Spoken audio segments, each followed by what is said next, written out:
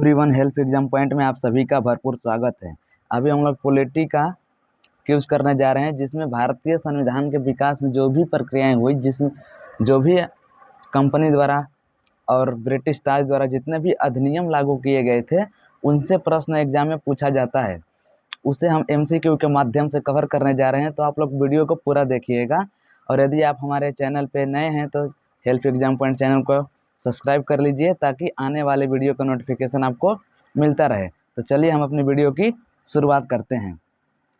एक बार आप लोग वीडियो को पूरा ईमानदारी के साथ देखिएगा। मैं बता दूं, वादे के साथ बता रहा हूं आपको कि इससे बाहर और इससे इतना अच्छा कॉन्सेप्ट के साथ MCQ आपको कहीं पर भी यूट्यूब पर नहीं मिलेगा। ठीक है, तो चलिए वीडियो को पूरा देखिएगा। वीडियो को हम अपनी शुरुआत करते हैं। पहला क्वेश्चन है कि रेगुलेटिंग एक्ट 1773 के संदर्भ में निम्नलिखित में से कौन सा कथन सही नहीं है, यानी कौन सा कथन गलत है। इस अधिनियम के अंतर्गत कलकत्ता में 1773 में एक सर्वोच्च न्यायालय की स्थापना की गई थी। ये बिल्कुल गलत है, क्योंकि 1773 में नहीं बल्कि 1774 में इस अधिनियम के माध्यम से 1774 ईस्वी में उच्चतम न्यायालय की स्थापना यानी कि सर्वोच्च न्यायालय की स्थापना की गई थी। अतः इसका हो जाएगा ऑप्शन नंबर ए। MCQ देख लेते हैं इसका हम लोग। कथन ए सत्य नहीं है, क्योंकि रेगुलेटिंग एक्ट 1773 के द्वारा भारत में एक सर्वोच्च न्यायालय का स्थापना करने संबंधी प्रावधान किया गया था, लेकिन इसकी स्थापना 1774 में कलकत्ता में की गई थी। 1774 में कहाँ की गई थी? कलकत्ता में की गई थी, न कि 1773 में। इस सर्वोच्च न्यायालय में एक मुख्य न्यायाधीश एवं 3 अन्य न्यायाधीश थे, यानी कि एक जो था मुख्य न्यायाधीश था और अन्य 3 न्यायाधीश थे। सर एलिजा इम्पे को मुख्य न्यायाधीश बनाया गया था। जो मुख्य न्यायाधीश थे वो थे सर एलिजा इम्पे। इस अधिनियम के द्वारा बंगाल के गवर्नर को बंगाल का गवर्नर जनरल पद नाम दिया गया, यानी कि 1773 का जो अधिनियम था, उस अधिनियम के द्वारा बंगाल के गवर्नर जो कहला रहे थे, उसमें जनरल पद जोड़ दिया गया था। मद्रास एवं मुंबई के गवर्नरों को बंगाल के गवर्नर जनरल के अंतर्गत कर दिया गया था, यानी कि मद्रास और मुंबई के जो गवर्नर थे उनको बंगाल के गवर्नर जनरल के अंतर्गत कर दिया गया था। गवर्नर जनरल की सहायता के लिए 4 सदस्यों वाली एक कार्यकारी परिषद का गठन किया गया। बंगाल का पहला governor general Lord Warren Hasting को बनाया गया था। इस अधिनियम के द्वारा ईस्ट इंडिया कंपनी पर नियंत्रण रखने के लिए प्रथम बार प्रयास किया गया था, यानी कि 1773 ईस्वी का अधिनियम जो था, इस अधिनियम के द्वारा ही पहली बार कंपनी पर नियंत्रण करने का प्रयास किया गया। इस अधिनियम में पहली बार भारत में कंपनी के राज के लिए लिखित संविधान प्रस्तुत किया गया तथा कंपनी के राजनीतिक एवं प्रशासनिक उत्तरदायित्वों को स्वीकार किया गया था तथा रेगुलेटिंग एक्ट 1773 की कमियों को दूर करने के लिए संसद द्वारा 1781 में संशोधन अधिनियम पारित किया गया, जिसे एक्ट ऑफ सेटलमेंट के नाम से जानते हैं। यानी कि 1773 ईस्वी का जो रेगुलेटिंग एक्ट था, इसकी कमियों को दूर करने के लिए ब्रिटिश संसद द्वारा 1781 ईस्वी में एक संशोधन अधिनियम पारित किया गया, जिसे हम एक्ट ऑफ सेटलमेंट के नाम से भी जानते हैं। अगला क्वेश्चन देखते हैं हम लोग। पिट्स इंडिया एक्ट 1784 के संदर्भ में निम्नलिखित कथनों पर विचार करना है और बताना है कि कौन सा सही नहीं है, यानी कि कौन सा कथन गलत है। इसका हो जाएगा ऑप्शन नंबर बी, 2 और 3, यानी कि 2 और 3 गलत है। इस अधिनियम के द्वारा नियंत्रण मंडल, जिसे हम बोर्ड ऑफ कंट्रोल के नाम से भी जानते हैं, इस नए निकाय का गठन किया गया, जिसे व्यापार संबंधी प्रबंधन का कार्य सौंपा गया था। ये गलत है। राजनीतिक संबंधी प्रावधान का कार्य संचालक मंडल कोर्ट ऑफ डायरेक्टर यानी कि निदेशक मंडल के हाथों में सौंपा गया था। ये भी गलत है। संचालक मंडल जो था, इसका संबंध राजनीतिक से नहीं बल्कि व्यापार से था। इस राजनीतिक संबंध जो था बोर्ड ऑफ कंट्रोल से था, और व्यवसायिक संबंध जो था, व्यापार संबंध, वो कोर्ट ऑफ डायरेक्टर से था। MCQ में देखते हैं हम लोग इसको। कथन 2 और 3 सही नहीं है, क्योंकि इस अधिनियम के द्वारा ब्रिटिश संसद द्वारा कंपनी के राजनीतिक एवं व्यापारिक कार्यों को पृथक किया गया था। 1784 ईस्वी का जो अधिनियम था, उस अधिनियम के द्वारा ब्रिटिश संसद जो थी उस कंपनी का राजनीतिक और व्यापारिक कार्यों को अलग अलग कर दी थी, जिसमें व्यापारिक संबंधी कार्यों का प्रावधान कंपनी के प्रतिनिधि संचालक मंडल कोर्ट ऑफ डायरेक्टर्स, यानी कि जो व्यापारिक कार्य जो थे वो कोर्ट ऑफ डायरेक्टर के हाथों में सौंपा गया था, जबकि राजनीतिक कार्यों के प्रबंधन के लिए ब्रिटिश संसद द्वारा नियंत्रक बोर्ड यानी कि बोर्ड ऑफ कंट्रोल नामक एक नए निकाय का गठन किया गया था। कंपनी के कार्यों को दो भागों में विभाजित किया गया, व्यापारिक एवं राजनीतिक संबंधी कार्य, जिन्हें कोर्ट ऑफ डायरेक्टर्स एवं court of board of control के हाथों से सौंपा गया था। यानी कि कंपनी के कार्य जो थे उसको दो भागों में बांटा गया था, एक व्यापारिक और दूसरा राजनीतिक, और इसको क्रमशः कोर्ट ऑफ डायरेक्टर्स और बोर्ड ऑफ कंट्रोल के हाथों में सौंपा गया था। इस प्रकार इस अधिनियम द्वारा द्वैत शासन व्यवस्था का आरंभ हुआ था। याद रखिए कि द्वैत शासन व्यवस्था का आरंभ किसके द्वारा हुआ था? तो एक्ट ऑफ सेटलमेंट के द्वारा हुआ था। बंगाल के गवर्नर जनरल की सहायता के लिए रेगुलेटिंग एक्ट 1773 में 4 सदस्यीय एक कार्यकारी परिषद की स्थापना की गई थी। इस अधिनियम द्वारा इसकी सदस्य संख्या 4 से घटाकर 3 कर दी गई थी। इस एक्ट से संबंधित विधेयक ब्रिटिश संसद में तत्कालीन ब्रिटिश प्रधानमंत्री पीट द यंगर ने प्रस्तुत किया था, इसलिए इस विधेयक को पिट्स इंडिया एक्ट के नाम से भी जानते हैं। जो ब्रिटेन के प्रधानमंत्री थे उन्हीं के नाम पर इस एक्ट का नाम पिट्स इंडिया एक्ट रखा गया था। आगे चलते हम लोग अगले क्वेश्चन को देखते हैं कि निम्नलिखित अधिनियमों पर विचार कीजिए और बताना है कि उपरोक्त में से कौन सा अधिनियम चार्टर के नाम से जाने जाते थे। तो इसका हो जाएगा ऑप्शन नंबर डी, यानी कि चारों अधिनियम को चार्टर के नाम से जाना जाता था। 1793 का, 1813 का, 1833 का और 1853, ये चारों अधिनियम चार्टर के नाम से जाने जाते थे। देखते हैं एमसीक्यू में इसको हम। उपयुक्त सभी अधिनियम चार्टर अधिनियम के नाम से जाने जाते हैं। 1786 से लेकर 1857 के बीच ब्रिटिश संसद ने कंपनी के मामले में 4 प्रमुख चार्टर अधिनियम पारित किए, और इन्हीं चार्टर अधिनियमों में से ही हमेशा प्रश्न पूछा जाता है, आपको ज़्यादा पढ़ने की जरूरत नहीं पड़ती है। 4 प्रमुख चार्टर अधिनियम पारित किए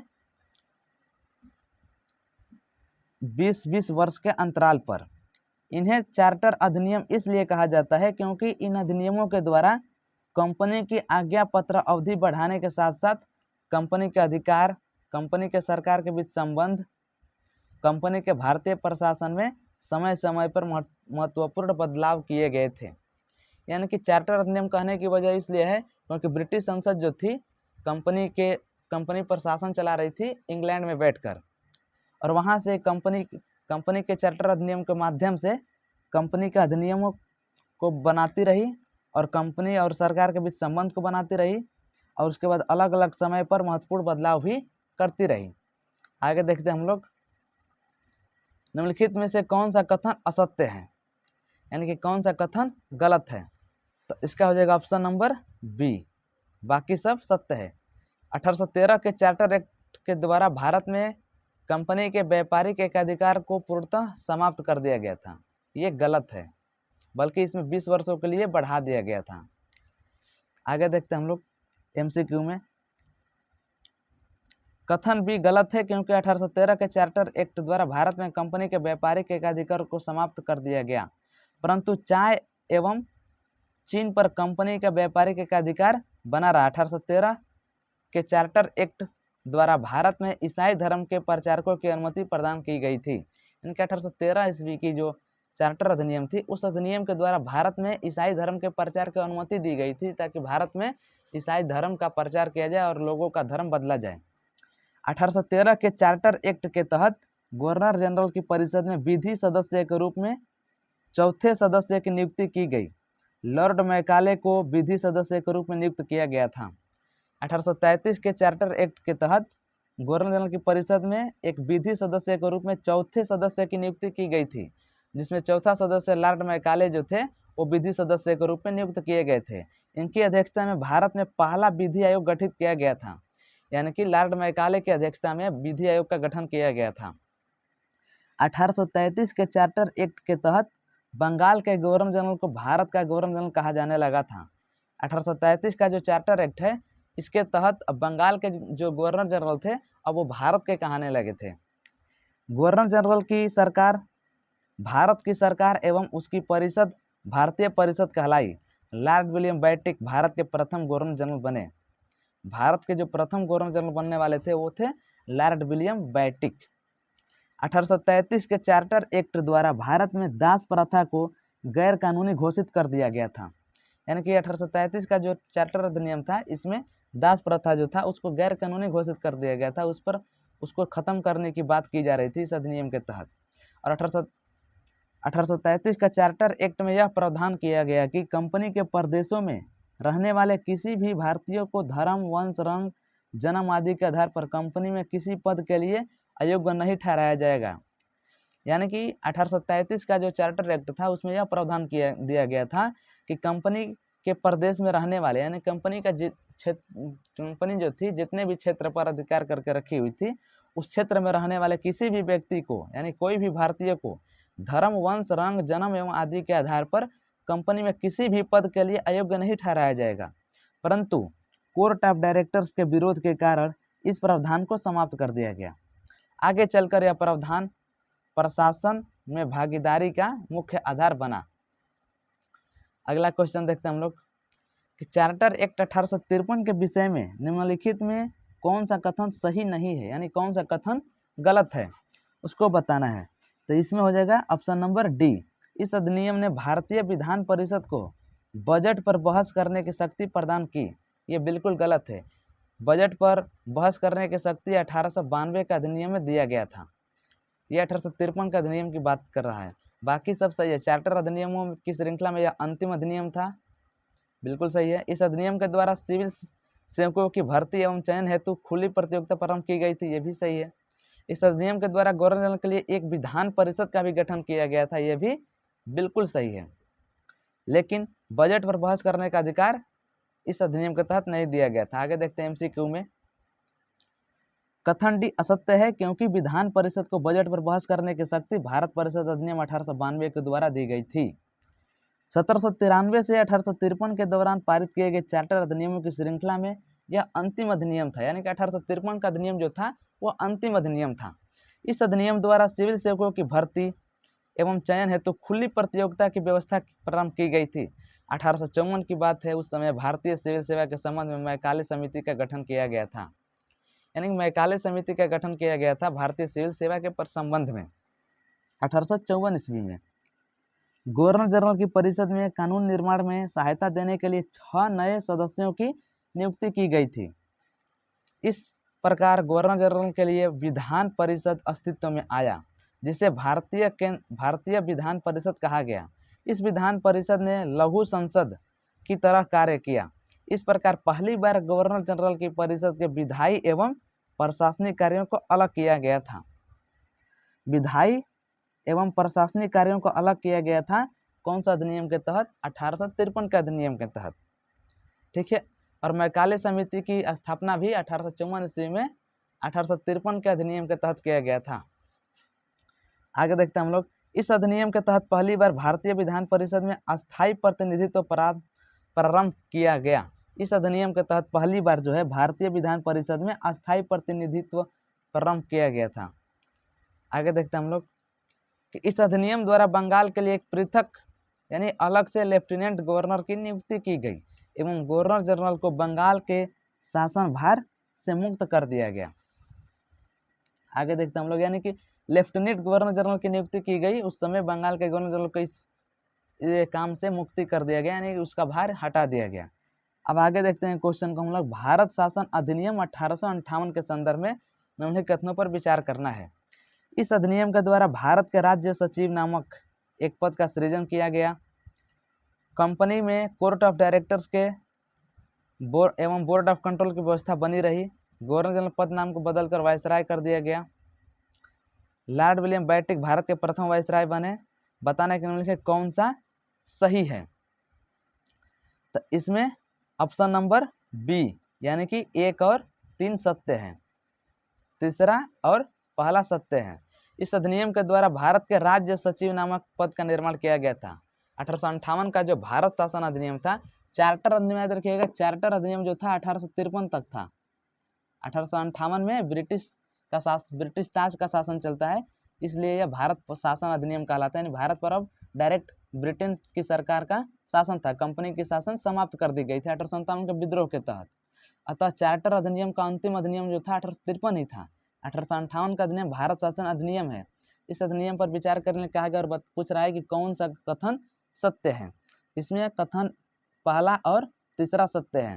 राज्य सचिव, भारत में राज्य सचिव नामक पद का निर्माण किया गया था इस अधिनियम के तहत। यानी जब कंपनी का शासन समाप्त हुआ तो उसके बाद जो ब्रिटेन का शासन आया तो उस समय सबसे पहला काम किया गया कि राज्य सचिव नामक एक पद का निर्माण किया गया और गवर्नर जनरल पद नाम बदलकर वायसराय कर दिया गया था। यानी कि जो गवर्नर जनरल थे अब वो इस अधिनियम के तहत वायसराय कहला रहे थे। आगे चलते हम लोग MCQ देखते हैं। इसका कथन 2 और 4 गलत है, क्योंकि भारत शासन अधिनियम 1858 के द्वारा कंपनी के कोर्ट ऑफ डायरेक्टर्स एवं बोर्ड ऑफ कंट्रोल को समाप्त कर दिया गया एवं भारत में द्वैत शासन प्रणाली का अंत हो गया था। ये दोनों जब खत्म हुए, इन्हीं दोनों को मिलाकर द्वैत शासन कहा जाता था। जब बोर्ड ऑफ डायरेक्टर्स और बोर्ड ऑफ कंट्रोल यानी कि निदेशक मंडल और नियंत्रक मंडल का समाप्त कर दिया गया तो द्वैत शासन भी समाप्त हो गया। भारत का प्रथम जो वायसराय थे वो लॉर्ड विलियम बेंटिक को नहीं बल्कि लॉर्ड कैनिंग को बनाया गया था। लॉर्ड विलियम बेंटिक भारत के प्रथम गवर्नर जनरल थे और भारत के पहले वायसराय लॉर्ड कैनिंग थे। इस अधिनियम के द्वारा भारत के राज्य सचिव नामक एक पद का निर्माण किया गया था। यह सचिव पद ब्रिटिश मंत्रिमंडल का सदस्य होता था एवं भारतीय मामलों में ब्रिटिश संसद के प्रति उत्तरदायी होता था। राज्य सचिव का जो पद था वो ब्रिटिश संसद के प्रति उत्तरदायी होता था और ब्रिटिश मंत्रिमंडल का सदस्य होता था। ब्रिटिश का जो मंत्रिमंडल था उसका मेन सदस्य होता था और ब्रिटेन की संसद के प्रति उत्तरदायी यानी कि जवाबदेह होता था।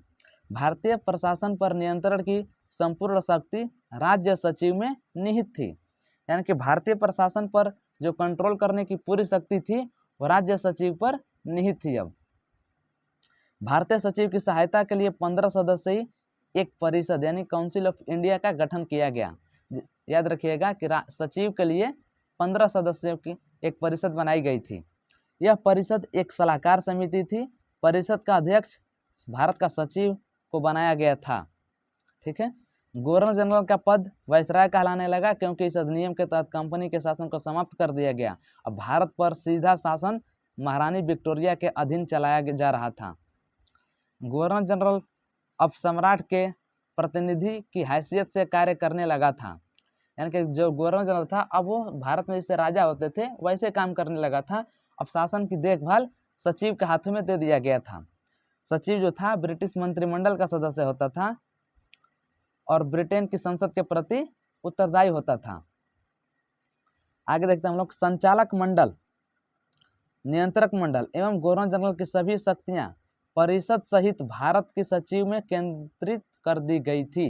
यानी कि संचालक मंडल, नियंत्रक मंडल और गवर्नर जनरल की सब शक्ति जो थी वो परिषद सहित भारत के सचिव के में केंद्रित कर दी गई थी, जो संसद के प्रति उत्तरदायी था।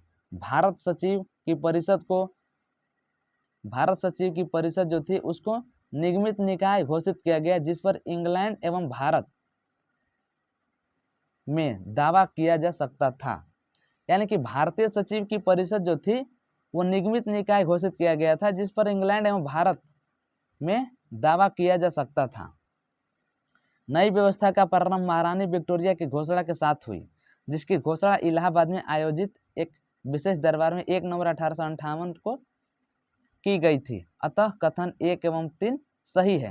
यानी कि नई व्यवस्था का प्रारंभ किसके द्वारा किया गया था? महारानी विक्टोरिया की घोषणा के द्वारा किया गया था और यह घोषणा इलाहाबाद में आयोजित दरबार में किया गया था 1 नवंबर 1858 को।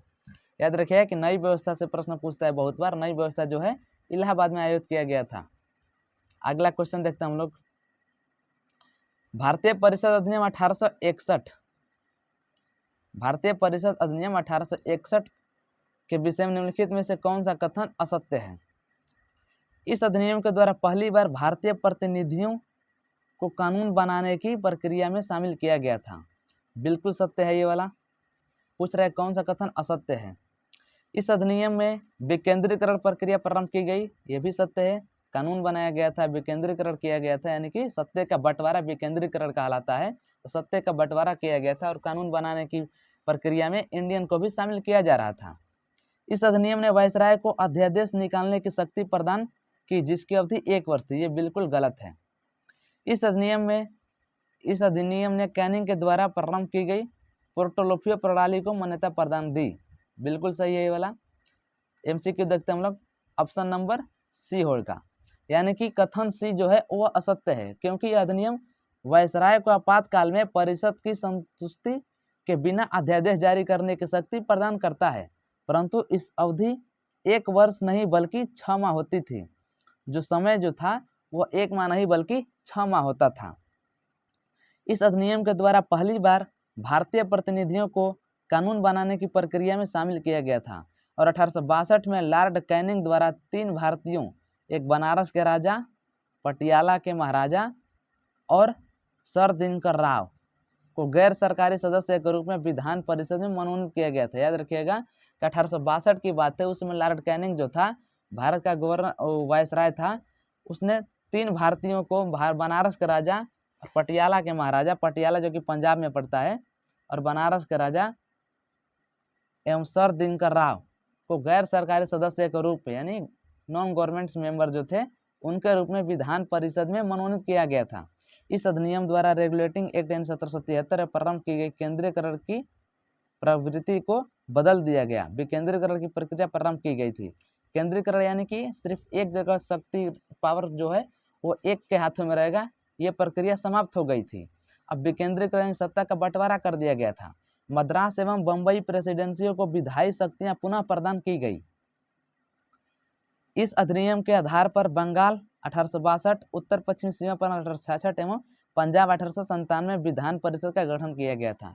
ये बहुत इंपॉर्टेंट है, याद रखें। बंगाल में 62, उत्तर पश्चिम 66 और पंजाब में 1897 में विधान परिषद गठन किया गया था।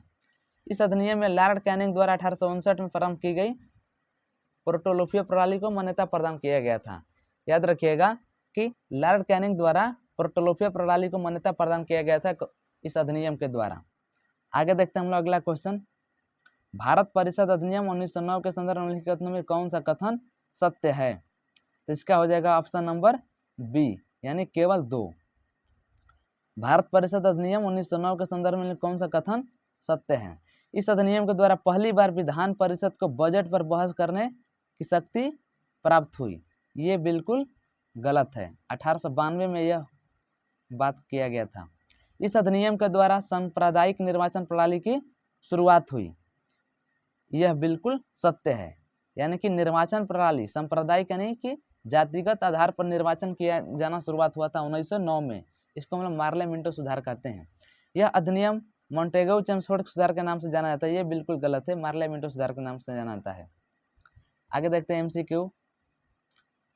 कथन 1 और 3 असत्य है, क्योंकि विधान परिषद को बजट पर बहस करने का अधिकार पहली बार भारतीय परिषद अधिनियम 1892 द्वारा प्रदान किया गया था, परंतु बजट पर मतदान करने एवं पूरक प्रश्न पूछने की शक्ति प्रदान नहीं की गई थी।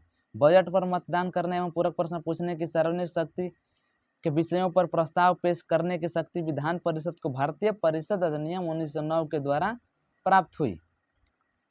इस अधिनियम के द्वारा सांप्रदायिक निर्वाचन प्रणाली अथवा पृथक निर्वाचन की व्यवस्था की गई, अर्थात मुस्लिम समुदायों का चुनाव केवल मुस्लिम मतदाता ही कर सकते थे।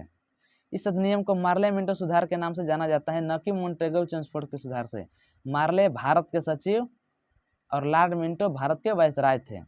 मार्ले जो थे 1909 में भारत के सचिव थे और मिंटो जो थे भारत के वायसराय थे। लॉर्ड मिंटो को सांप्रदायिक निर्वाचन के जनक के रूप में जाना जाता है। याद रखिएगा कि सांप्रदायिक निर्वाचन के जनक के रूप में किसे जाना जाता है? तो मिंटू भैया को याद रखिएगा। मिंटू भैया जातिगत निर्वाचन के जनक कहलाते हैं। सत्येंद्र सिन्हा वायसराय की कार्यपालिका परिषद के प्रथम भारतीय सदस्य बने। इन्हें विधि सदस्य बनाया गया था। सत्येंद्र सिन्हा जो थे भारतीय वायसराय की कार्यपालिका परिषद के प्रथम भारतीय सदस्य थे, यानी वायसराय की जो कार्यपालिका थी उसके पहले भारतीय सदस्य बने थे सत्येंद्र सिन्हा, इन्हें विधि सदस्य बनाया गया था। आगे चलते हम लोग। भारत शासन अधिनियम 1919 के संदर्भ में निम्नलिखित कथनों में कौन सा कथन असत्य है, यानी कि कौन सा कथन गलत है? तो इसका हो जाएगा ऑप्शन नंबर सी, इस अधिनियम द्वारा केंद्र में द्वैत शासन स्थापना की गई थी, यह कथन बिल्कुल गलत है, बाकी सब सत्य है। आगे देखते हैं हम लोग एमसीक्यू में। कथन सी गलत है क्योंकि भारत शासन अधिनियम 1919 के द्वारा केंद्र में नहीं बल्कि प्रांतों में द्वैत शासन प्रणाली की स्थापना की गई थी। याद रखिएगा कि 1919 का जो अधिनियम है उसमें द्वैत शासन की स्थापना तो हुआ था, 19 दो बार लिखा है, तो याद रखिएगा कि 1919 में द्वैत शासन की प्रणाली की स्थापना की गई थी, लेकिन केंद्र में नहीं बल्कि प्रांतों में। प्रांतीय विषयों को दो भागों में विभाजित किया गया था, एक था हस्तांतरित और एक था आरक्षित विषय। हस्तांतरित विषय पर गवर्नर का शासन होता था और इन कार्यों में वह उन मंत्रियों की सहायता लेता था जो विधान परिषद के प्रति उत्तरदायी थे। जो भी मंत्री विधान परिषद के प्रति उत्तरदायी थे उनसे गवर्नर जनरल सहायता लेता था। आरक्षित विषयों पर गवर्नर कार्यपालिका परिषद की सदस्यता से कार्य करता था, यानी कि आरक्षित विषय थे उस पर कार्यपालिका परिषद की सहायता से कार्य करता था, और जो हस्तांतरित विषय है उस पर गवर्नर का शासन होता था। इन कार्यों में वह मंत्रियों की सहायता लेता था जो विधान परिषद के प्रति उत्तरदायी था, और कार्यपालिका परिषद की विधान परिषद के प्रति उत्तरदायी नहीं था। शिक्षा, स्वास्थ्य आदि हस्तांतरित विषय थे, जबकि पुलिस, जेल, न्याय, वित्त, राजस्व आदि आरक्षित विषय थे। भारत शासन अधिनियम 1919 में भारत में आंशिक रूप से उत्तरदायी शासन की स्थापना की। इस अधिनियम के द्वारा ब्रिटिश संसद ने पहली बार भारत में उत्तरदायी शासन की दिशा में कदम बढ़ाया। इस अधिनियम ने प्रांतीय स्तर पर संसदीय शासन व्यवस्था की झलक मिलती है। इस अधिनियम द्वारा केंद्र में पहली बार द्विसदनीय व्यवस्था प्रारंभ की गई थी। इसे एक बार और रिपीट कर देते हैं हम लोग, देखते हैं, बहुत इंपॉर्टेंट है, यहाँ से हर बार प्रश्न पूछा जाता है। याद रखिए 1919 का जो अधिनियम है इसमें प्रांतों में द्वैत शासन स्थापना किया गया था, दो भागों में बांटा गया था प्रांतीय विषय को, एक था हस्तांतरित और एक था आरक्षित। हस्तांतरित जो था उस पर गवर्नर का शासन होता था और मंत्रियों की सहायता लेता था, और विधान परिषद के जो प्रति उत्तरदायी थे वही मंत्री उससे सहायता लेते थे। आरक्षित विषयों की बात किया जाए तो इस पर भी गवर्नर कार्यपालिका परिषद की सदस्यता से कार्य करता था, यानी कि दोनों विषयों पर गवर्नर ही कार्य करता था, लेकिन एक पर मंत्रियों की सहायता लेता था और एक पर कार्यपालिका परिषद की सहायता से कार्य करता था। कार्यपालिका जो थी विधान परिषद के प्रति उत्तरदायी नहीं थी। शिक्षा, स्वास्थ्य आदि हस्तांतरित विषय है, जबकि पुलिस, जेल, न्याय, वित्त, राजस्व आदि आरक्षित विषय थे। भारत शासन अधिनियम 1919 ने भारत में आंशिक रूप से उत्तरदायी शासन की स्थापना की। इस अधिनियम के द्वारा ब्रिटिश संसद ने पहली बार भारत में उत्तरदायी प्रशासन, यानी भारत में उत्तरदायी प्रशासन की दिशा में कदम बढ़ाया था ब्रिटिश ने पहली बार। 1919 में याद रखिएगा कि ब्रिटिश संसद ने पहली बार भारत में उत्तरदायी प्रशासन की दिशा में कदम बढ़ाया। इस अधिनियम में प्रांतीय स्तर पर संसदीय शासन व्यवस्था की झलक मिलती है। इस अधिनियम द्वारा केंद्र में पहली बार द्विसदनीय व्यवस्था प्रारंभ की गई थी। आगे चलते हम लोग राज्य परिषद की बात करते हैं। काउंसिल ऑफ स्टेट ऊपरी सदन 5 वर्ष के लिए, और विधानसभा यानी लेजिस्लेटिव असेंबली निचली सदन जो होती थी उसको 3 वर्षों के लिए किया जाता था। इस अधिनियम द्वारा पृथक निर्वाचन प्रणाली का विस्तार मुस्लिमों के अलावा सिखों, ईसाइयों, आंग्लो एवं यूरोपियों तक किया गया। इस अधिनियम द्वारा केंद्र एवं प्रांतीय विषयों की सूची पहचान कर पृथक किया गया तथा केंद्रीय एवं प्रांतीय विधान परिषदों को अपने सूचियों के विषय पर बनाने की शक्ति प्रदान की गई। यातायात, डाक, तार, सुरक्षा, वैदेशिक मामले केंद्रीय विषय के अंतर्गत तथा कृषि, शिक्षा, स्वास्थ्य, स्थानीय शासन प्रांतीय विषयों के अंतर्गत शामिल किए गए थे। एक बार और देख लीजिए कि इसमें जो प्रांतीय विधान परिषद को अपनी सूचियों के विषय पर विधान बनाने की शक्ति दी गई थी। यातायात, डाक, तार, सुरक्षा, वैदेशिक मामले केंद्रीय विषय के जो थे ये केंद्रीय विषय के अंतर्गत आते थे। कृषि, शिक्षा, स्वास्थ्य, स्थानीय प्रशासन प्रांतीय विषयों के अंतर्गत आते थे। यानी कि केंद्रीय स्तर में ये सब कृषि करना, शिक्षा, स्वास्थ्य पर ध्यान देना, ये सब राज्यों का काम होता था। जबकि यातायात, आना जाना, डाक तार और सुरक्षा और विदेशी मामला ये केंद्रीय स्तर के विषय थे। संपत्ति कर या शिक्षा के आधार पर सीमित संख्या में लोगों को मताधिकार प्रदान किया गया। संपत्ति, टैक्स या शिक्षा के आधार पर, यानी जो अमीर लोग थे वही वोट दे पाते थे। इस अधिनियम के द्वारा एक लोक सेवा आयोग का गठन किया गया तथा ली आयोग, याद रखिएगा कि ली आयोग की सिफारिश पर सन 1926 में सिविल सेवकों की भर्ती के लिए केंद्रीय लोकसेवा आयोग का गठन किया गया था। ली आयोग के बारे में याद रखिएगा, ली आयोग पर हर बार प्रश्न पूछता है कि 1919 का अधिनियम में के द्वारा एक लोक सेवा आयोग का गठन किया गया था जिसका नाम था ली आयोग, इसी की सिफारिश पर किया गया था। 1926 में सिविल सेवकों की भर्ती के लिए केंद्रीय लोक सेवा आयोग का गठन किया गया। इस अधिनियम द्वारा केंद्रीय बजट को राज्यों के बजट से अलग किया गया था। इस अधिनियम के द्वारा केंद्रीय बजट जो था उसको राज्य के बजट से अलग किया गया था। इस अधिनियम द्वारा एक वैधानिक आयोग का गठन किया गया था और इस अधिनियम द्वारा लंदन में भारत के उच्चायुक्त कार्यालय का सृजन किया गया। भारत शासन अधिनियम 1919 मॉन्टेगो ट्रांसपोर्ट सुधार पर आधारित था जिसकी घोषणा 20 अगस्त 1917 में की गई थी। यह अधिनियम सन 1921 में लागू हुआ एवं 1937 तक भारत में लागू रहा, यानी कि 1921 से लेकर 1937 तक यह भारत में अधिनियम लागू रहा। आगे चलते हम लोग, निम्नलिखित कथनों पर विचार कीजिए और बताना है कि 1935 के संदर्भ में कौन सा कथन सत्य है। इसका हो जाएगा ऑप्शन नंबर सी, यानी 1, 3, 4, 5। 1, 3, 4, 5 कथन सत्य है 1935 का अधिनियम के संदर्भ में। एमसीक्यू देखते हैं हम लोग। कथन 2 असत्य है क्योंकि भारत शासन अधिनियम 1935 के द्वारा अधिनियम 1919 लागू की गई। 1935 का अधिनियम के द्वारा ही 1919 में लागू किया गया था अधिनियम। प्रांतों में द्वैत शासन व्यवस्था समाप्त करके केंद्र में द्वैत शासन की स्थापना की गई। केंद्रीय विषयों को आरक्षित एवं हस्तांतरित भागों में विभक्त किया गया था। प्रतिरक्षा, वैदेशिक मामले, धार्मिक मामले तथा कबायली क्षेत्र आरक्षित विषय थे। इस अधिनियम के द्वारा प्रांतीय स्वायत्त लागू की गई क्योंकि प्रत्येक प्रांत में एक कार्यपालिका विधानमंडल की स्थापना की गई थी। गवर्नर को उन मंत्रियों की सलाह पर कार्य करना पड़ता था जो विधान परिषद के प्रति उत्तरदायी होते थे। इस अधिनियम के द्वारा एक अखिल भारतीय संघ की स्थापना भी किया गया था जो ब्रिटिश शासन के प्रांतों एवं उन विदेशी रियासतों जो स्वेच्छा से शामिल होना चाहते थे उनसे मिलकर बनने वाला था। 3 सूचियों, संघ सूची, राज्य सूची एवं समवर्ती सूची का बंटवारा केंद्र एवं राज्यों के बीच होना था। अवशिष्ट शक्तियां वायसराय को दे दी गई थी, परंतु यह अखिल भारतीय संघ अस्तित्व में आ न सका क्योंकि विदेशी रियासतों ने इसे शामिल होने से इनकार कर दिया था। विदेशी रियासत जो थे इसको शामिल होने से मना कर दिए थे, इसलिए वह नहीं आ पाया था।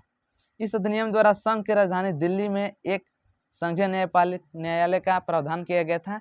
इसमें एक मुख्य न्यायाधीश, 3 अन्य न्यायाधीश एवं 2 अतिरिक्त न्यायाधीश का प्रावधान था। सम्राट द्वारा न्यायाधीश का चुनाव किया जाना था जो 65 वर्ष की आयु तक अपने पद पर रह सकता था। सन 1937 में एक संघीय न्यायालय की स्थापना की गई। इस अधिनियम के तहत एक भारतीय रिजर्व बैंक की स्थापना भी की गई थी और इस अधिनियम के द्वारा संघीय लोकसभा के अतिरिक्त प्रांतीय सेवा आयोग एवं 2 या अधिक राज्यों के लिए संयुक्त सेवा आयोग की स्थापना भी की गई थी। यानी कि प्रांतीय सेवा आयोग के लोक सेवा आयोग के अलावा प्रांतीय सेवा आयोग की स्थापना की गई थी और इसके अलावा भी अधिक राज्यों के लिए संयुक्त सेवा आयोग की स्थापना भी की गई थी। गवर्नर जनरल आपातकाल की घोषणा कर 6 माह के लिए केंद्रीय सरकार के सभी कार्यों को सीधे अपने उत्तरदायित्व में ले सकता था। 6 महीने तक के लिए अपने हाथों में सीधा ले सकता था।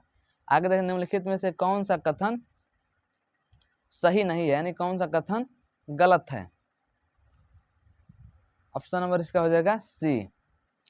भारत शासन अधिनियम 1935 में भारत के लिए एक लिखित संविधान का प्रावधान किया गया था, बिल्कुल गलत है। आगे देखते हैं हम लोग, भारत शासन अधिनियम 1935 में भारत के लिए एक लिखित संविधान का उल्लेख नहीं किया गया था। यानी कि 1935 का अधिनियम जो था उसमें यह नहीं किया गया था कि भारत के लिए एक लिखित संविधान होगा। भारत में संविधान का सबसे पहला उल्लेख क्रिप्स मिशन जो कि 1942 में आया था, क्रिप्स मिशन, उसी में किया गया था। अतः कथन सी असत्य है।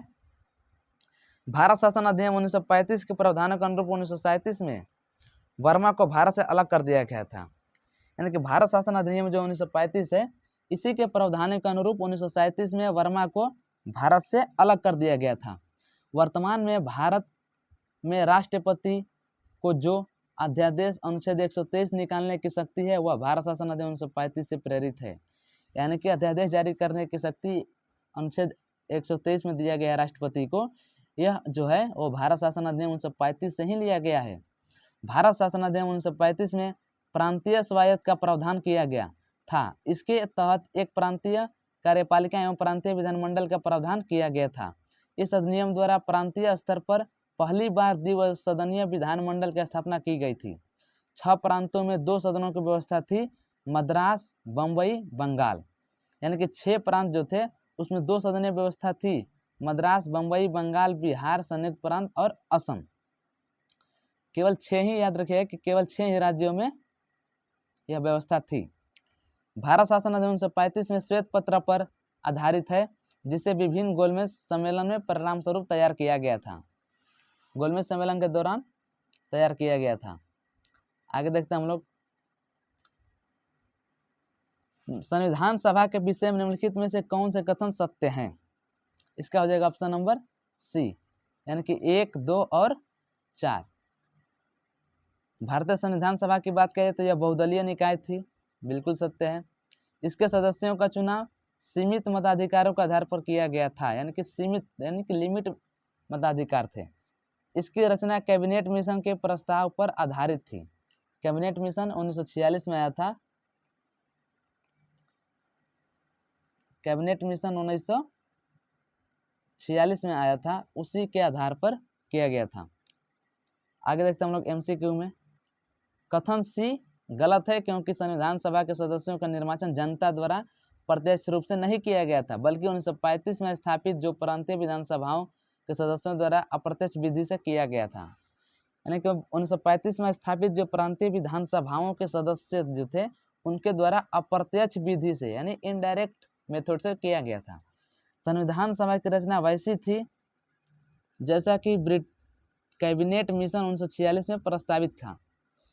इसकी सीटें जिस जनसंख्या के अनुपात में निर्धारित की गई थी, मोटे तौर पर 10 लाख की जनसंख्या पर 1 सीट का अनुपात रखा गया था। इसके चुनाव में सीमित मताधिकार का प्रयोग किया गया था, जैसे टैक्स, संपत्ति एवं शैक्षणिक योग्यता के आधार पर सीमित किया गया था। इसमें कांग्रेस एवं मुस्लिम लीग के अलावा अन्य छोटे छोटे दल एवं समूह शामिल थे, जैसे कि कृषि Prajapati, communist party, unionist party आदि। अतः संविधान सभा एक बहुदलीय निकाय थी, क्योंकि इसमें एक से अनेक दल भाग लिए थे। आगे देखते हैं हम लोग, निम्नलिखित कथनों में से कौन सा कथन असत्य है? इसका हो जाएगा ऑप्शन नंबर बी, संविधान सभा के प्रथम अध्यक्ष डॉक्टर राजेंद्र प्रसाद थे। ये बिल्कुल गलत है। संविधान सभा के अनेक समितियों के माध्यम से कार्य किया गया था, बिल्कुल सही है। उद्देश्य प्रस्ताव पंडित जवाहरलाल नेहरू के द्वारा प्रस्तुत किया, ये भी सत्य है। और संविधान सभा में सभी समुदायों को पर्याप्त प्रतिनिधित्व प्रदान किया गया था, ये भी सत्य है। लेकिन कथन बी जो है वह असत्य है, क्योंकि संविधान सभा के प्रथम अध्यक्ष डॉक्टर राजेंद्र प्रसाद नहीं थे, बल्कि प्रथम अध्यक्ष जो थे वो सच्चिदानंद सिन्हा थे। आगे देखते हैं एमसीक्यू में हम लोग। कथन भी गलत है, क्योंकि संविधान सभा की प्रथम बैठक 9 दिसंबर 1946 को हुई थी, जिसमें डॉक्टर सच्चिदानंद सिन्हा को अस्थायी अध्यक्ष बनाया गया था। और ठीक 2 दिन बाद यानी कि 11 दिसंबर 1946 को डॉक्टर राजेंद्र प्रसाद को संविधान सभा की अस्थायी अध्यक्ष बनाया गया। संविधान सभा में 8 बड़ी समितियां तथा अन्य छोटी समितियां थी। याद रखिए संविधान सभा में कितनी बड़ी बड़ी समितियां थी, तो 8, और छोटी छोटी अनेक समितियां थी। संविधान सभा इन सभी समितियों के माध्यम से अपना कार्य करती थी। संविधान सभा में उद्देश्य प्रस्ताव 13 दिसंबर 1946 में पंडित जवाहरलाल नेहरू द्वारा प्रस्तुत किया गया था, जिसे संविधान सभा ने 22 जनवरी 1947 में पारित किया। यानी कि 13 दिसंबर 1946 में पंडित जवाहरलाल नेहरू ने अपनी उद्देश्य प्रस्ताविका को संविधान सभा में पेश किया था, और संविधान जो था उस पर संशोधन करके 22 जनवरी 1947 को उसे अपनाया था। संविधान सभा में सभी समुदायों को उचित प्रतिनिधित्व प्रदान किया गया था, जैसे हिंदू, मुस्लिम, सिख, पारसी, एंग्लो इंडियन, भारतीय ईसाई, अनुसूचित जाति एवं जनजातीय महिलाएं आदि। संविधान सभा में 15 महिला सदस्य एवं 28 अनुसूचित जाति के सदस्य थे। यानी कि संविधान सभा जो था उसमें महिलाओं की संख्या 15 थी और 28 जो थी अनुसूचित जाति के सदस्य थे। ये स्रोत एनसीईआरटी से लिया गया है। संविधान सभा से संबंधित कुछ अन्य बातों को देखते हैं हम लोग। कैबिनेट मिशन की बात किया जाए तो इसके तहत संविधान सभा की कुल सदस्य संख्या 379 होनी थी। यानी कैबिनेट मिशन जो था उसके आधार पर संविधान सभा का गठन किया गया था और इसमें कहा गया था कि सदस्यों की संख्या जो थी कुल 379 होनी चाहिए। परंतु भारत का विभाजन हो जाने के बाद, यानी 14 अगस्त 1947 को भारत का विभाजन किया गया था, उसके बाद संविधान सभा की सदस्य संख्या घटकर 299 रह गई। अतः 26 नवंबर 1949 को 284 सदस्यों उपस्थित हुए और अंतिम रूप से पारित संविधान पर हस्ताक्षर किया गया था। यानी कि जब संविधान पर हस्ताक्षर हुआ था 26 नवंबर 1949 को हुआ था और उस समय 284 सदस्य थे, याद रखिएगा। टोटल 379 होना था, लेकिन क्या हुआ कि बंटवारा हो गया देश का, तो इसलिए 299 बचे। लेकिन जब संविधान पर हस्ताक्षर किए जा रहे थे तो उस समय सिर्फ और सिर्फ 284 सदस्य थे। आगे चलते हम अगला क्वेश्चन को देखते हैं। निम्नलिखित कथनों पर विचार कीजिए और बताना है कि सही उत्तर का चयन करना है। संविधान सभा द्वारा राष्ट्रीय ध्वज के प्रारूप को 22 जुलाई 1947 को अपनाया गया था। ये बिल्कुल सत्य है। राष्ट्रीय ध्वज के बीच के चक्र में कुल तिलियां 24 है, ये भी सत्य है। राष्ट्रीय ध्वज की लंबाई और चौड़ाई का अनुपात 4:3 है, ये बिल्कुल गलत है, क्योंकि लंबाई और चौड़ाई का अनुपात 3:2 होता है। अतः सही उत्तर का चयन करना है। अतः कथन 1 और 2 सत्य, यानी कि ऑप्शन नंबर ए होगा। एमसीक्यू देखते हैं हम लोग।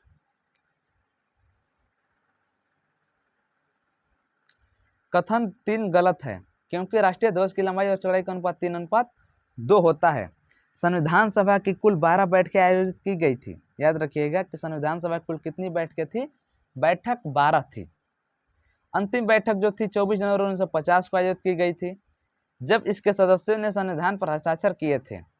संविधान सभा ने अपने चौथे अधिवेशन में 22 जुलाई 1947 को राष्ट्रीय ध्वज के प्रारूप को स्वीकार किया था। याद रखिए कि संविधान सभा ने अपने चौथे अधिवेशन में, याद रखिएगा, चौथे अधिवेशन में ध्वज को 22 जनवरी 1947 को प्रारूप को स्वीकार किया था। यानी कि राष्ट्रीय ध्वज का जो प्रारूप है, यानी कि वास्तव में जो राष्ट्रीय ध्वज हमारा जैसा दिखता है, उसको स्वीकार किए थे 22 जुलाई 1947 को चौथे अधिवेशन में।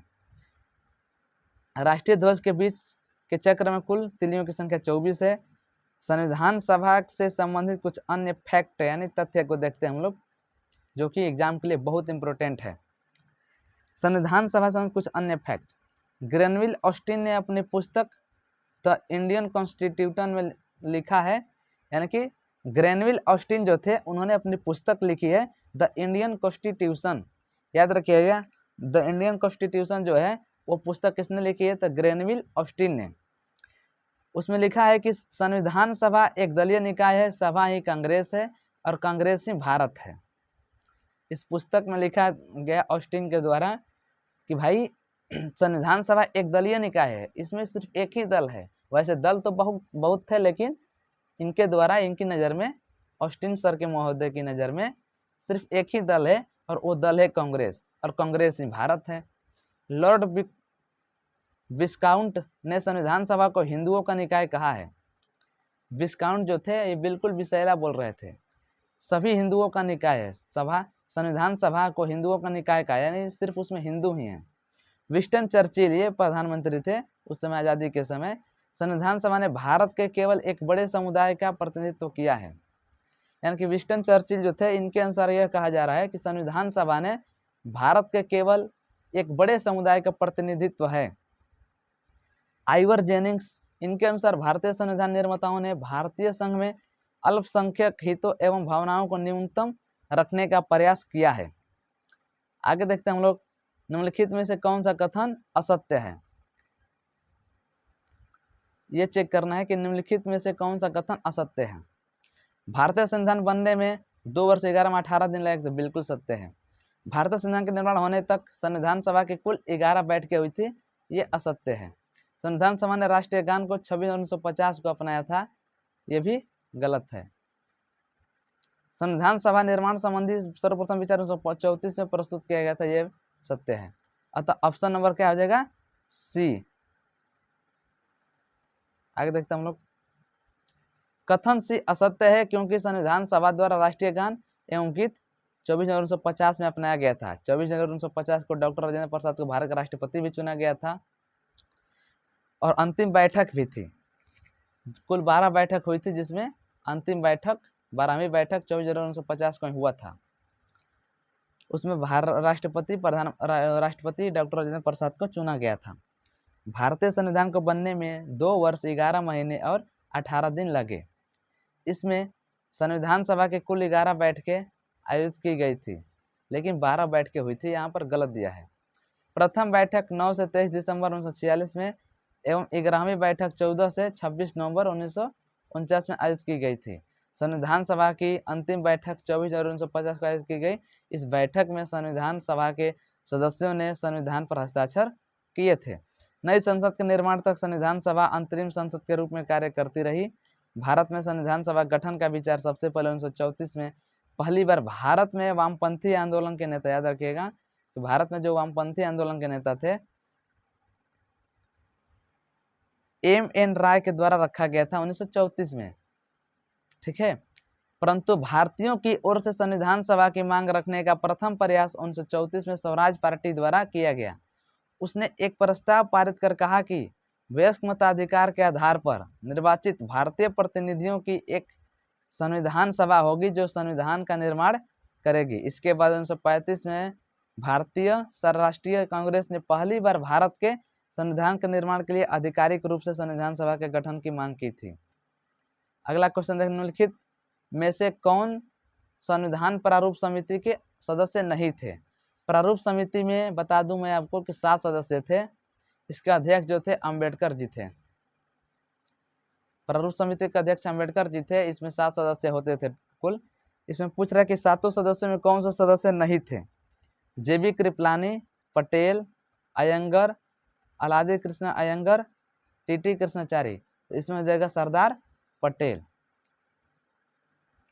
और JB Kripalani. Option number A होगा इसका। सरदार पटेल एवं JB कृपलानी, यानी पटेल जी और JB कृपलानी जी, ये प्रारूप समिति के सदस्य नहीं थे। इसके अतिरिक्त सभी इसके सदस्य थे। देख लेते हैं हम लोग। प्रारूप समिति का गठन जो हुआ था 29 अगस्त 1947 को किया गया था, जिसका अध्यक्ष भीमराव अम्बेडकर थे और अध्यक्ष सहित 7 लोग थे और अध्यक्ष को छोड़कर 6 लोग। बहुत बार पूछा है कि अम्बेडकर के अलावे प्रारूप समिति में कितने सदस्य थे, तो 6। अम्बेडकर को लेकर 7। कौन कौन थे देखते हैं। पहले थे अम्बेडकर जी जो अध्यक्ष थे।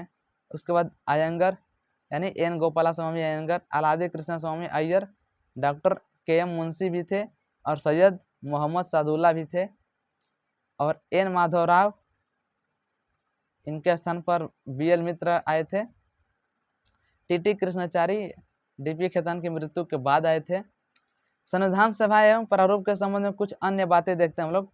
BN राव जो संविधान सभा के संवैधानिक सलाहकार थे। संविधान सभा के संवैधानिक सलाहकार कौन थे? BN राव थे।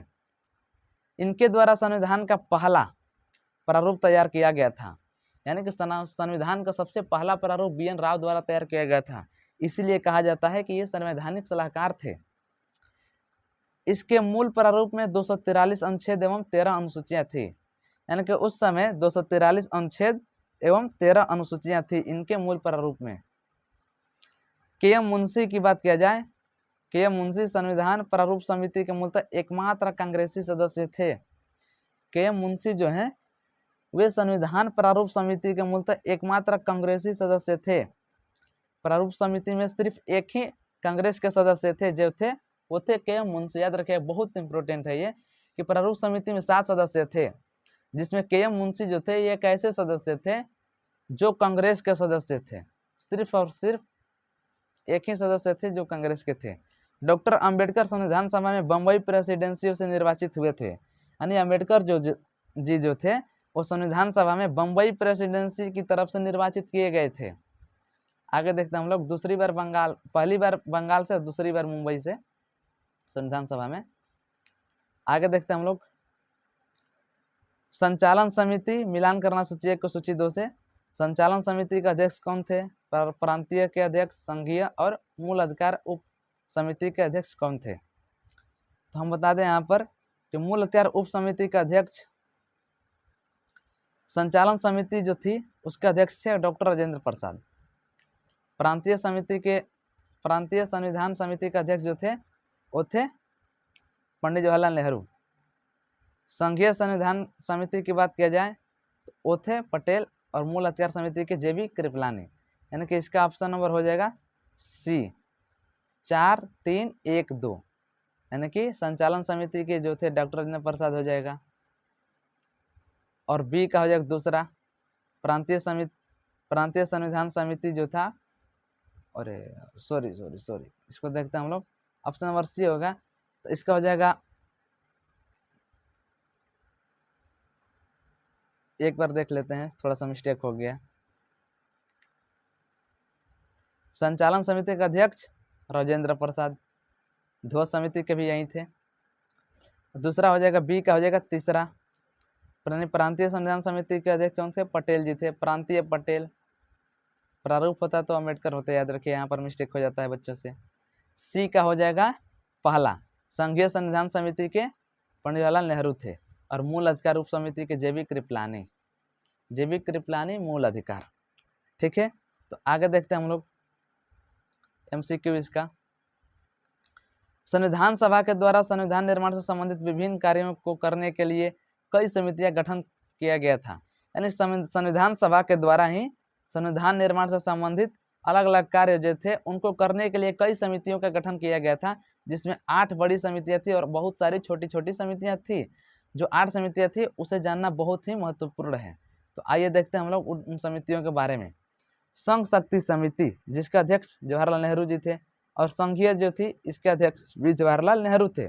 प्रांतीय संविधान समिति के अध्यक्ष पटेल जी थे, संचालन का डॉक्टर राजेंद्र प्रसाद। प्रक्रिया नियम समिति के भी डॉक्टर राजेंद्र प्रसाद के, और ध्वज के भी यही थे। देशी रियासतों से वार्ता के लिए बनी समिति, यानी देशी रियासत जो थी उनके वार्तालाप यानी बातचीत के लिए जो समिति बनी थी उसके अध्यक्ष जो थे डॉक्टर राजेंद्र प्रसाद थे। याद रखिएगा इसको, देशी रियासत जो थी उनसे बातचीत करने के लिए जो समिति बनी थी उसके अध्यक्ष डॉक्टर राजेंद्र प्रसाद थे। मौलिक अधिकार उप समिति, मूल अधिकार जो थी वो कृपलानी जी अध्यक्ष थी। मौलिक अधिकार उप समिति का अध्यक्ष कृपलानी जी थी।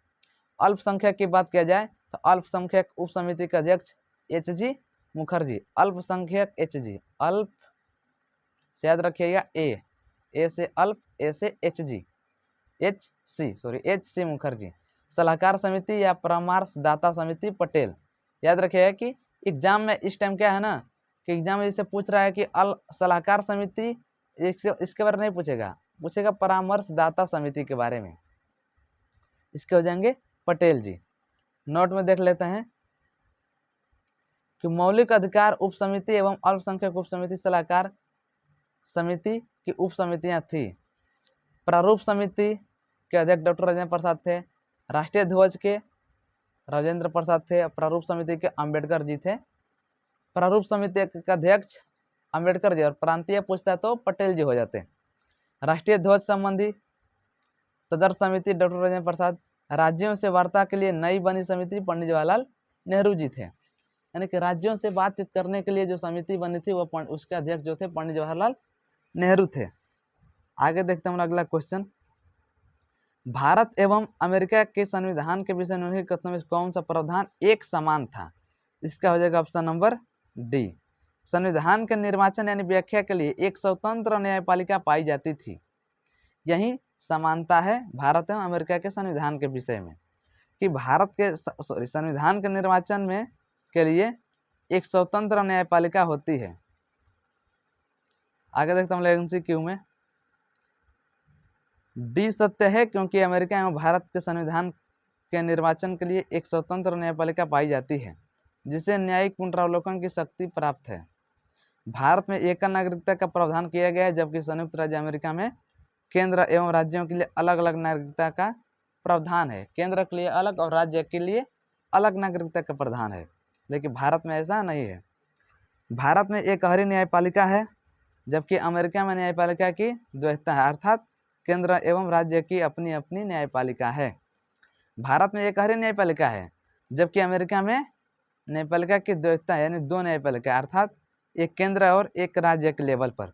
भारत के संविधान में 3 प्रकार की सूची है, संघ सूची, राज्य सूची, समवर्ती सूची। वहीं अमेरिका में संघ से संबंधित विषयों को लिख दिया गया है एवं शेष शक्ति राज्यों को सौंप दी गई है। भारत में अवशिष्ट शक्तियां केंद्र के पास है। भारत में जो अवशिष्ट शक्तियां हैं वो केंद्र के पास हैं, जबकि अमेरिका में राज्यों के पास होती हैं। जो अवशिष्ट शक्तियां होती है वो अमेरिका में राज्यों के पास होती है।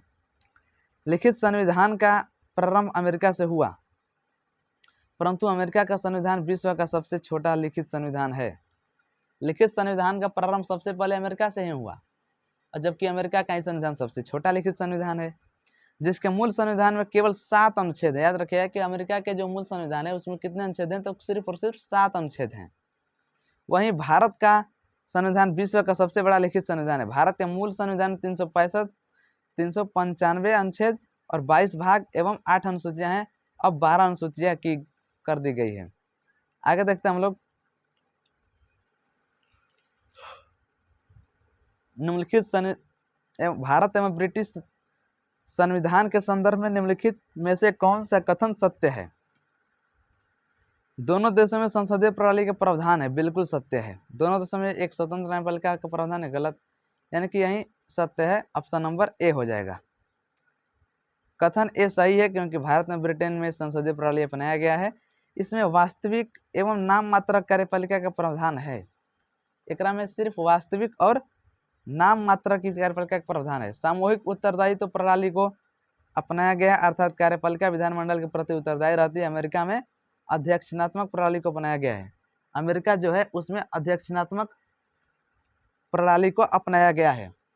आगे देखते हैं हम लोग, भारत में अमेरिका में संघात्मक प्रणाली को अपनाया गया है, जबकि ब्रिटेन में एकात्मक प्रणाली को अपनाया गया है। भारत और अमेरिका में संघात्मक प्रणाली है, लेकिन ब्रिटेन में एकात्मक प्रणाली को अपनाया गया है। भारत एवं अमेरिका में संविधान के निर्वचन यानी व्याख्या के लिए एक स्वतंत्र न्यायालय का प्रावधान किया गया है, जबकि ब्रिटेन में स्वतंत्र न्यायपालिका का अभाव है। यानी कि भारत और अमेरिका इन दोनों में स्वतंत्र न्यायालय का प्रावधान किया गया है, जबकि ब्रिटेन में स्वतंत्र न्यायपालिका का अभाव है। इसलिए भारत एवं अमेरिका में न्याय पुनर्वलोकन का प्रावधान है, जबकि ब्रिटेन में इसका अभाव है। ब्रिटेन में संसद सबसे अधिक प्रभावशाली है। ब्रिटेन में का जो पावर है वो संसद के पास है। अमेरिकी संविधान कठोर संविधान का उदाहरण है, जबकि ब्रिटेन का संविधान नम्य संविधान का उदाहरण है। वहीं भारत का संविधान कठोर एवं नम्य दोनों का मिश्रण रूप है। यानी जो अमेरिका का संविधान है वह कठोर है और ब्रिटेन का जो है वह बहुत ही नॉर्मल है, लेकिन भारत का कठोर और नॉर्मल दोनों है। भारत में गणतंत्रात्मक प्रणाली को अपनाया गया है, क्योंकि भारत में राष्ट्रपति का चुनाव जनता द्वारा अप्रत्यक्ष विधि से किया जाता है। भारत में जो गणतंत्र प्रणाली है, इसका मतलब कि जनता, गण यानी जनता होता है, जनता का ही शासन है। जनता ही बड़े बड़े पदों को डायरेक्ट या इनडायरेक्ट करके चुनती है, जबकि ब्रिटेन में राजतंत्र प्रणाली को अपनाया गया है, क्योंकि वहाँ सम्राट का चुनाव वंश परंपरा के आधार पर किया जाता है। ब्रिटेन में जो परंपरा चलती आ रही है वो वंश के आधार पर है, जबकि भारत में जनता के आधार पर, इसीलिए भारत गणतंत्र देश है। सूची 1 को सूची 2 से सम्मिलित करना है। समवर्ती सूची, संघात्मक सूची, आपात से उपबंध, मूल कर्तव्य। मूल कर्तव्य कहाँ से लिया गया है? रूस सोवियत संघ से। संघात्मक कनाडा से हो जाएगा। आपातकाल जर्मनी से। समवर्ती सूची ऑस्ट्रेलिया से। एक बार और रिपीट कर देते हैं। मूल कर्तव्य जो है वो कहाँ से लिया गया है? तो ये लिया गया है रूस से। आपात उपबंध कहाँ से लिया गया? तो यह जर्मनी से। समवर्ती सूची ऑस्ट्रेलिया से। संघात्मक व्यवस्था कनाडा से लिया गया है। अतः ऑप्शन नंबर हो जाएगा इसका सी। समवर्ती सूची व्याख्या में देख लेते हैं हम लोग। समवर्ती सूची ऑस्ट्रेलिया के संविधान से समवर्ती सूची विस्तृत वरिष्ठ एवं दोनों सदनों की संयुक्त बैठक को अपनाया गया है। संघात्मक व्यवस्था कनाडा के संविधान से सशक्त केंद्र के साथ संघीय व्यवस्था, अवशिष्ट शक्तियां तथा केंद्र द्वारा राज्यपाल की नियुक्ति के प्रावधानों को अपनाया गया है। आपात उपबंध की बात करें तो जर्मनी के संविधान बीमर से आपात उपबंध लिया गया है, मूल कर्तव्य रूस से यानी कि पूर्व सोवियत संघ के संविधान से लिया गया है। संविधान में संशोधन की प्रक्रिया दक्षिण अफ्रीका के संविधान से लिया गया है। संविधान में संशोधन की प्रक्रिया अनुच्छेद 368 के तहत दिया गया है इसका प्रावधान, और यह राज्यसभा के सदस्यों का निर्वाचन भी करती है। गणतांत्रिक व्यवस्था की बात किया जाए तो गणतांत्रिक व्यवस्था यह फ्रांस के संविधान से लिया गया है। इसके अलावा स्वतंत्र, समानता एवं बंधुत्व का सिद्धांत भी इसी से लिया गया है। राज्य के नीति निर्देशक तत्वों की बात किया जाए तो आयरलैंड के संविधान से राज्य के नीति निर्देशक तत्व राज्यसभा में प्रतिभा, अनुभव एवं सेवा के आधार पर मनोनयन एवं राष्ट्रपति की निर्वाचन पद्धति को अपनाया गया है। संसदीय शासन प्रणाली, ब्रिटेन के संविधान से संसदीय शासन प्रणाली, विधि का शासन, विधायी प्रक्रिया, मंत्रिमंडल प्रणाली, एकल नागरिकता आदि अपनाया गया है। उद्देशिका, संयुक्त राज्य अमेरिका के संविधान से उद्देशिका, स्वतंत्र न्यायपालिका, न्याय पुनरावलोकन, मूल अधिकार, उपराष्ट्रपति पद, राष्ट्रपति पर महाभियोग आदि लिया गया है। विधि द्वारा स्थापित प्रक्रिया, ये जापान से लिया गया है। याद रखिएगा कि विधि द्वारा स्थापित प्रक्रिया यानी कि नियम कानून से जो प्रक्रिया स्थापित हुई है वो जापान के संविधान से लिया गया है। अगला क्वेश्चन हम लोग कल से देखेंगे। आज के लिए इतना ही। हेल्प एग्जाम पॉइंट को आप लोग सब्सक्राइब कर लीजिएगा, क्योंकि यहाँ पर MCQ बहुत इंपॉर्टेंट बड़ी बड़ी पुस्तकों का किया जाता है। इस चैनल के माध्यम से आपकी तैयारी बिल्कुल मजबूत हो जाएगी। सो प्लीज़ हमारे चैनल को सब्सक्राइब कीजिए और लाइक कीजिए और शेयर कीजिए। तो आज के लिए इतना ही। धन्यवाद वॉचिंग फॉर माय वीडियो।